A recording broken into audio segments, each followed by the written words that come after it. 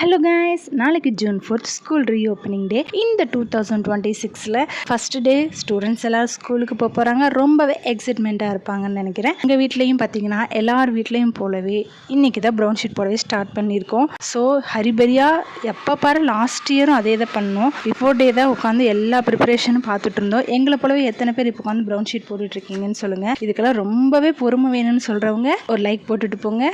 இந்த brown sheet போட்டுகிட்டே இருக்கும்போது பார்த்தீங்கன்னா எனக்கு என்னோட 90s மெமரிஸ் வந்துருச்சு. நம்ம ஸ்கூலுக்கு போகும்போது இப்படி தான் நம்ம ப்ரௌன் ஷீட் போட்டுட்ருப்போம். பட் ஆனால் அது எவ்வளோ எக்ஸைட்மெண்ட்டாக போடுவோம். நம்ம பேரண்ட்ஸ் எல்லாம் நம்மளுக்கு அவ்வளோ ஹெல்ப் பண்ணியிருக்கவே மாட்டாங்க. கண்டிப்பாக நம்ம தான் போட்டிருப்போம். நம்ம போட்டது இல்லாமல் நம்ம பிரதர் சிஸ்டருக்கும் போடுறோம் இல்லைங்களா, அதுதான் பெரிய வேலை. அவங்க ஜாலியாக இருப்பாங்க.